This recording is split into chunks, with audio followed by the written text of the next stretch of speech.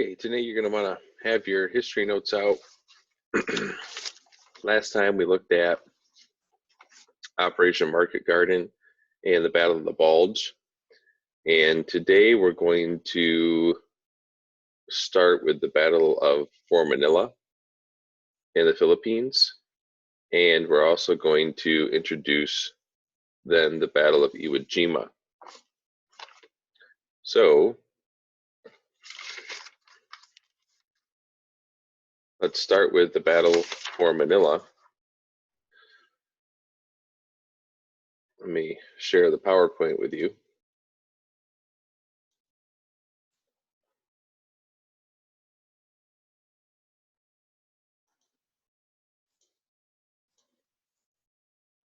All right, so here is here are the Philippines. Here is the Philippines. So last time we looked at the Philippines, we looked at the Battle of Leyte Gulf, and this is looking at the main island, Luzon, where the capital of the Philippines, Manila, is located. And so you see this happened the very early part of 1945. And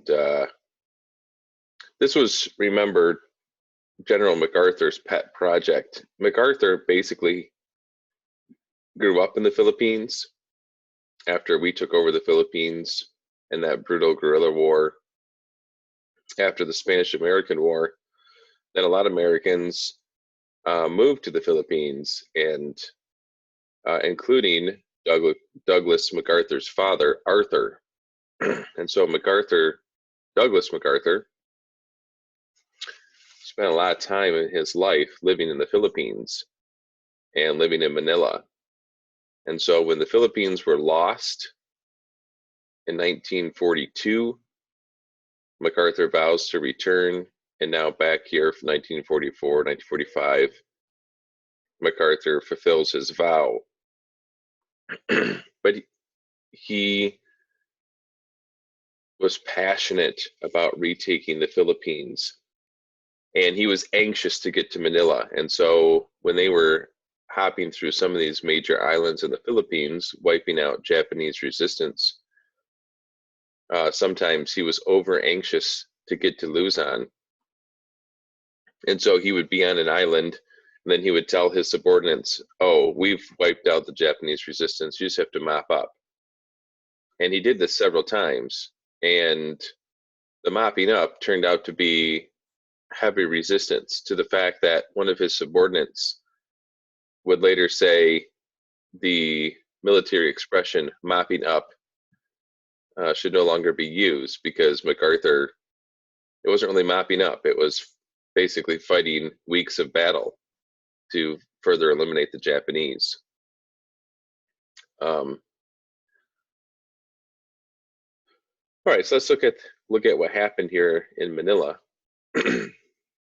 Well, as you know, part of the impetus for retaking the Philippines was we had left thousands of men here who had surrendered on the Bataan Peninsula, which is located here, and then Corregidor, if you remember, so the Bataan Death March. In addition, there were also thousands of Allied civilians in places like Manila who were captured by the Japanese and put into concentration camps. So here's a picture of two Americans, Lee Rogers and John Todd. This is a famous picture. Maybe you've seen it before. Both of these men were stuck in a Japanese camp for several years. They lost over 50 pounds of body weight because of malnutrition in the harsh conditions by the Japanese. And so these men were liberated by the Americans in 1945. And that's a worthy cause, right? These men were suffering, thousands of Americans were suffering under Japanese rule, not to mention Filipino people. And MacArthur felt a burden to help these people. Well, what we're looking at here is this is you can see the city of Manila in the background. And then this part here around this stone wall was called the Intramuros, or the Citadel, the ancient fortress inside the city of Manila. And so this is a present day picture down here, bottom right. You can see that Manila is a sprawling city. So maybe in your mind, you're thinking Manila. I actually don't know what you're thinking about Manila in the Philippines, but they called it the Pearl of the Orient. It was a very modern, beautiful, progressive city in the early 1940s before the Japanese invaded. In large part because Americans had been in the Philippines for 40 years, and we had thousands of Americans living there. And remember, one of the reasons we took the Philippines was for trade purposes, and so we built up the city as a trade capital in that part of the world. And so here's part of the wall to the Intramuros, the Citadel. This man here, Sanji Iwobuchi, was one of the Japanese commanders in the Philippines, and he was ordered to give up Manila without a fight. MacArthur had given up Manila without much of a fight in 1942, purposely, I think, to save the city and the civilians. And the Japanese were going to do the same. But Iwobuchi refused to follow the order. He had about 15,000 men, maybe a couple thousand more than that. And they turned the city of Manila into a fortress. They barricaded buildings. They blew up bridges, because there's a river that goes through. You can kind of see it in the background here in this picture. They blew up bridges across the river so that the Americans would have to cross. They burned part of the city. They had no real love for the city like MacArthur did, and turned the Battle of Manila into a brutal street by street fighting situation, similar to what happened between the Russians and the Germans at Stalingrad. Brutal street by street fighting. So this was like the worst urban fighting that the Americans would go through in the war in the Pacific. So the city, would be, many parts of it would be in ruins by the time the battle was over. Iwobuchi himself, part of his motivation, I believe, he had been a naval captain, ship captain. He was the captain of the Japanese battleship, the Kirishima, and that was a battleship that had been engaged with the American forces off the coast of Guadalcanal in 1942. And his ship was hammered by the USS Washington, which was one of our biggest battleships. The Washington was captained by Willis Lee, and he was an expert at using our radar guided targeting. And so we hit Iwobuchi's ship with dozens of 16-inch, 2,700-pound projectiles, sinking his ship, and he lost hundreds of men. And I think that was a deep shame to him, even though in his battle report he said his men fought bravely, but he didn't go down with his ship, although his ship went down. And that Japanese psyche in World War II was so interesting, as far as like how they interpreted what was shameful. And I think that he wanted to fight to the death in Manila as a way to restore his shamed honor in some hard to understand way of thinking.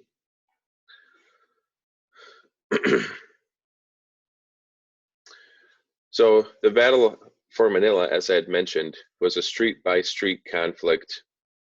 We didn't use air support because MacArthur wanted to try to protect the city. We did end up using artillery.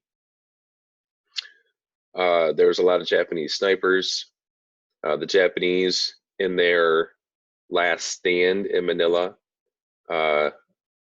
killed over 100,000 civilians, and in brutal ways. This is some people have compared this to the rape of Nanking or Nanjing, in that they were willing to bayonet children. We know there was sexual abuse of women that was rampant, and in essence, the Japanese terrorized the Filipino people. And yeah, there's strong evidence that over 100,000 Filipino civilians would die, and most of them from Japanese butchery, not from crossfire, although some died in the fighting as well. So just the fighting here was some of the worst fighting that we had against the Japanese in the war in this urban context, and dealing with the snipers and the street by street fighting, and just the Japanese burning part of the city. Just devastating what happened in Manila. So overall, like, thinking significance here, some have argued that we did not need to go through the Philippines to meet our objectives to defeat the Japanese. And that's true. Strategically, we did not need to retake the Philippines. But you can see from a humanitarian standpoint, there's a strong argument that we needed to retake the Philippines to save the men that MacArthur had left, that we abandoned, that never should have been there in the first place, right? We argued that when we talked about the Japanese takeover of the Philippines, that we should have given up the island from the get-go, because there's no way we could have held it. And so those men who went through the Bataan Death March, who were dying in camps, the civilians who were emaciated, dying in concentration camps, they deserve to be saved as soon as we could save them. And so I think that was a noble cause to go back to the Philippines to save these people. Secondly, this really sapped the Japanese strength and morale in a similar way that when we were fighting through Italy, the Germans had to move tons of troops and supplies into Italy to hold it against our advance. The Japanese moved a lot of material and men into the Philippines to try to stop us. We talked about the Battle of Leyte Gulf, how they lost aircraft carriers and battleships and destroyers to our Navy. And so the Japanese dedicated a bunch of their Navy to defend the Philippines, and tens of thousands of men, and they lost them all. And this was demoralizing. The Japanese felt as long as they could hold the Philippines was like the most strategic spot in the South Pacific there. The Japanese felt as long as they could hold it, they could protect their shipping lanes and such. So once we took the Philippines, that was huge as far as a blow to the Japanese morale, and not so much a huge strategic need for us, but definitely, as I mentioned, one that could be argued was necessary. This picture that we've been looking at is a memorial that was sculpted to honor the 50th anniversary of the Battle of Manila. So you see that date down there, February 18, 1995. And it's to remember the civilians who died in that battle.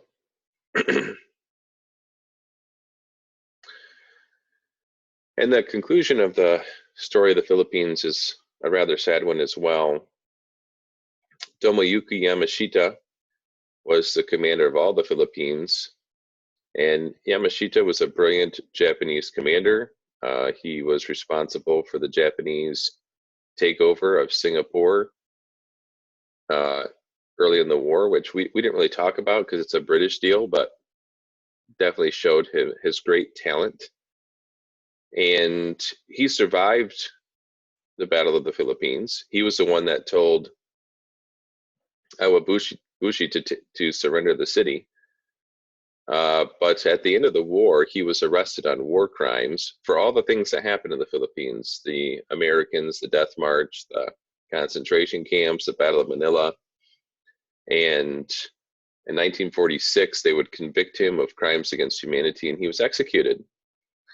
And many people have said this is a travesty of justice because this man, it was clear, didn't really have knowledge of all the things that were happening under his command. His subordinates were to blame. And so when he was on the witness stand, it was evident when these things were coming out against him that he was hearing about them the first time, just how terrible they were. So this is from a book, Tears in the Darkness, which is about a Bataan Death March survivor. And this was what was written. Yamashita's trial, the justice wrote, was filled with broad departures from the fundamentals of fair play, fundamentals at the heart of American culture and society. I cannot believe in the face of this record that the petitioner has had the fair trial our Constitution and laws command. Using italics to add emphasis, Rutledge wrote, "No person shall be deprived of life, liberty, or property without the due process of law." Justice Murphy, a civilian libertarian and former High Commissioner of the Philippines, was even more pointed. Yamashita, he wrote, had been rushed to trial under an improper charge, given insufficient time to prepare an adequate defense, deprived of the benefits of some of the most elementary rules of evidence, and summarily sentenced to be hanged. The trial had thus undermined the very values so many Americans had given their lives to defend. At its heart, he said, was an uncurbed spirit of revenge and retribution, masked in formal legal procedure for purposes of dealing with a fallen enemy commander. Such a spirit, he went on, was unworthy of the tradition of our people, and to conclude otherwise is to admit that the enemy has lost the battle, but has destroyed our ideals. So this is the brutal ending of the Philippines in World War II, is that we took the Japanese commander and we hanged him through a sham of a trial. And we know it. We basically took our revenge on him for what was done to Americans and Filipino people. And we did not allow a fair trial. And so we compromised our own core liberties and beliefs in the spirit of revenge. And that's wrong. It's understandable. It's easy for us to sit here decades later and say and condemn those who put this man through this farce of a trial. However, in 1946, if you had been aware of what was going on in the Philippines, that the Japanese had done and all the crimes that they committed, the torture the Japanese performed against Americans and Filipinos, from the death march, the camps, we know they burned our men alive with aviation fuel.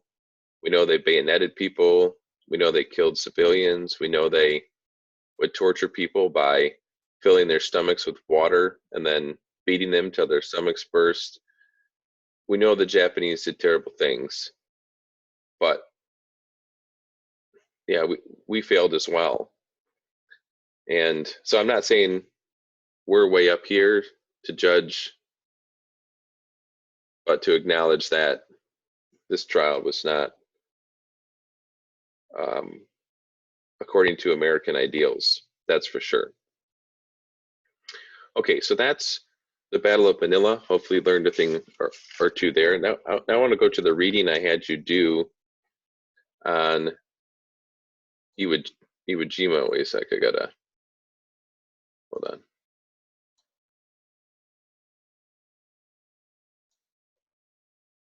Yeah, switch screens here a second, sorry. So I had you do this reading on Iwo Jima. This is from a book called The Quiet Hero, The Untold Medal of Honor Story of George Wahlen. George Wahlen, as you learned, was a Navy corpsman, which the Marines, the Marine Corps, they don't have medics. The Army has medics. The Marine Corps have Navy corpsmen. So the Marines are part of the U.S. Navy. And so Navy corpsmen are the medical personnel that attend to the wounded Marines. And the Marines hold the Navy corpsmen in very high esteem, men like George Wahlen. So I've got a couple quotes there on top. Uncommon valor was a common virtue, and they gave their tomorrows so that we may have our todays. And then the Japanese commander at Iwo Jima, Tadamichi Hirabayashi, each man should think of his defense position as his graveyard, fight into the last, and inflict as much damage to the enemy. Just like in the Philippines, most Japanese, or all the Japanese who are at Iwo Jima, thought they were never going to see their families again, and they were there to die. And Iwo Jima is a bit unique up to this point in the war because Iwo Jima was historically part of the Japanese Empire. So as well, other places like Guadalcanal and Saipan, etc., were not part of the historic Japanese Empire. They considered Iwo Jima part of their homeland. And so they were willing to defend it with a different tenacity than other places. Just kind of some, just bit through this here, looking at 1/3 of all Marine casualties in World War II happened here. 6,800 Marines died, another 21,000 plus were wounded. So when we talk about casualties, that's dead and wounded together. Now, this is the only place in the war where US casualties exceeded the Japanese. Now, that's not deaths, right? The Japanese would have over 20,000 die. We only had 6,800 die, not only, but I mean, we had 6,800 in comparison to the Japanese number. So our dead and wounded were greater than the Japanese dead and wounded, but almost all the Japanese casualties were deaths. So they far more Japanese died on Iwo Jima than Americans. So a bit confusing with terminology there. Hopefully you understand that part. So Iwo Jima is an island that's 5 miles by 2 miles. It's got one big volcano called Mount Hirabayashi on one end of it. It was something we coveted in our push towards Japan because it had these big airfields big enough to operate these new bombers, our B-29s. And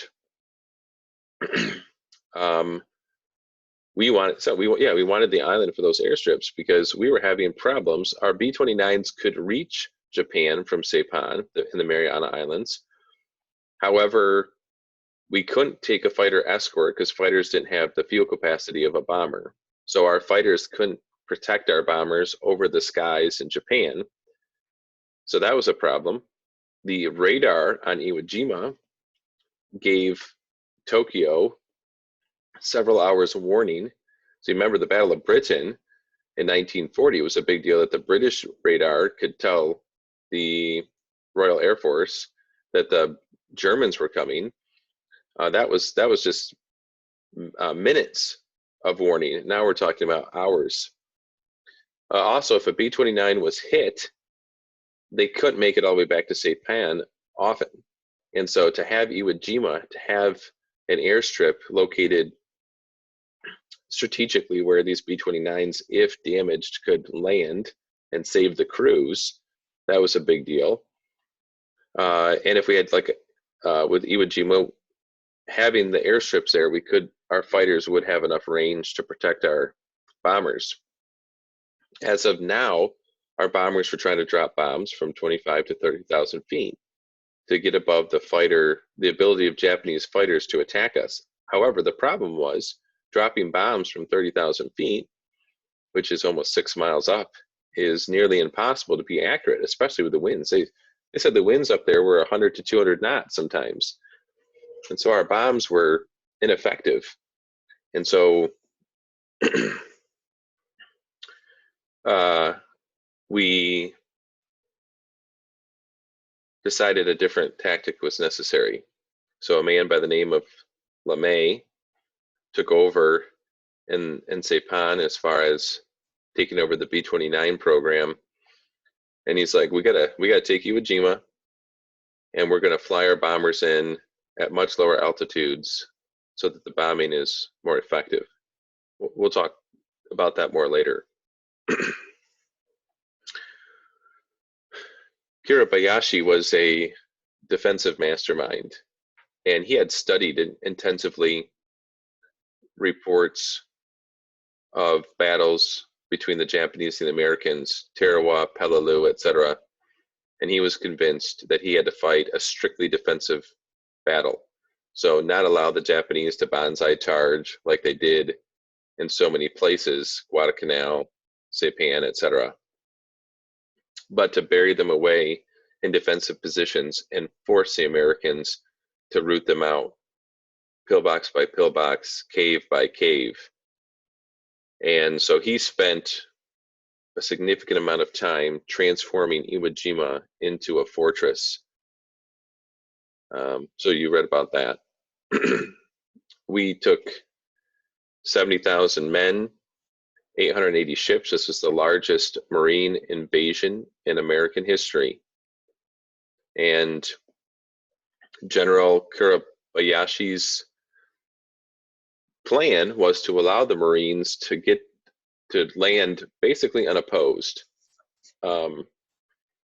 His defense system was not like the Atlantic Wall in the D-Day invasion of Normandy, where the Germans were right there on the beach, ready to push the Americans back into the sea.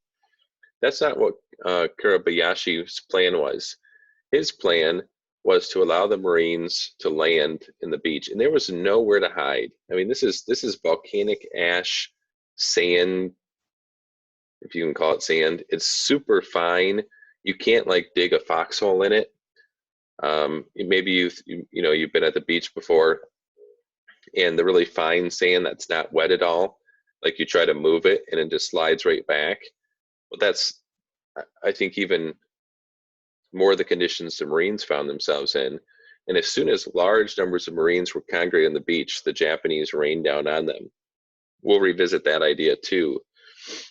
And so the Marines, this was brutal fighting. And then we get into the story of George and his heroics, and how his attitude was that he was going to save as many wounded Marines as possible or die trying. And as long as he could physically move, he was going to do that.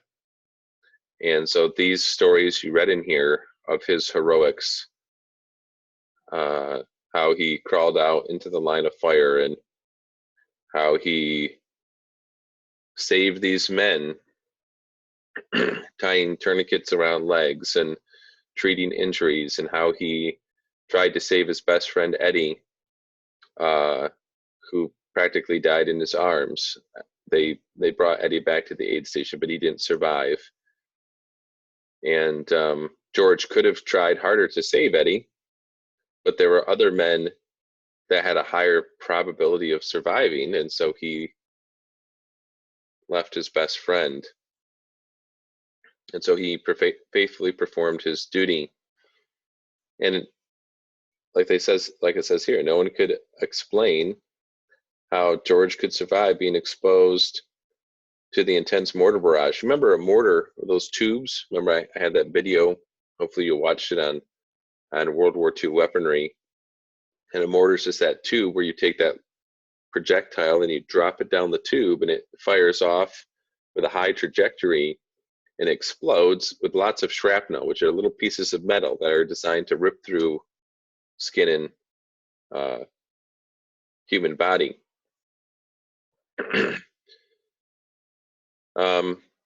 So then it goes through some of the other things that he did, being hit by in this case, grenade shrapnel to his face, and then more heroics saving American men, how he used a grenade to take out a Japanese from a spider hole, how he took more shrapnel to his buttocks and legs, but he continued to do his job. And then this one, he took a huge hit. It says a large shell exploded behind him. And it says after 10 minutes, he regained his faculties and was fully coherent. Still partially paralyzed, he began inching his way down the steep slope to get help with his wound. He found another Marine and had him pull up his shirt to investigate the seriousness of the wound. Not wanting to frighten George, the Marine laughed and said, "Oh, Doc, you're okay. You've just got a big hunk of flesh out of your back." But George refused to be evacuated as long as he knew he wasn't in danger of dying. Then there's this really heart-tearing story of another corpsman, Dean Keeley, who holds a dying man in his arms and pretends to be this dying man's mother, because the man, as he was dying, started going into delusions about his mom.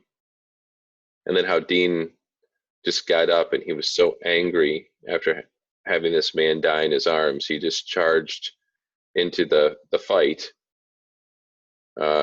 shooting a Japanese soldier, and then kind of snapped out of it after that. Then we read more about George and his heroics going after wounded Marines, and eventually he's wounded again, and from this massive Japanese shell attack and just devastation, right? And so George has this part of his ankles blown up and his legs broke, and he can't stand on it, but he ignores this and drags himself across the terrain, trying not to bump his severely wounded leg on the ground. And he took some morphine, so that was deadening his pain, but still, he's out there. Well, I mean, he easily could have just sat there and tried to get evacuated himself, but no, as long as he was able, he was going to try to help his fellow Marine. And even after, on the way back, when he's on a stretcher and they drop him, remember, and he's kind of out there in the line of fire, he rolls off his stretcher, reaches for his .45 pistol, starts crawling towards the Japanese, because he has no fear. He's just ready to keep fighting. And eventually he's evacuated. And so he survives. He's awarded the Medal of Honor for all of these things that I've listed in short stories here.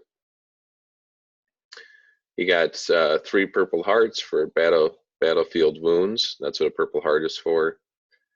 And then just still suffering from shards of metal working his way through his body from shrapnel wounds he suffered on Iwo Jima. And like it says there at the bottom, he didn't feel like he did anything heroic. He was just doing his duty. So the motto of the Marine Corps is Semper Fi, Semper Fidelis, always faithful. And George Wahlen certainly upheld that by always being faithful to the men he was entrusted with to care for them, even in great personal danger. So hopefully you get an idea of what fighting at Iwo Jima was like, and gained a respect for men like George Wahlen, who risked their lives time and again to save others. All right, we're going to talk more about Iwo Jima in the next video, but this is kind of a start.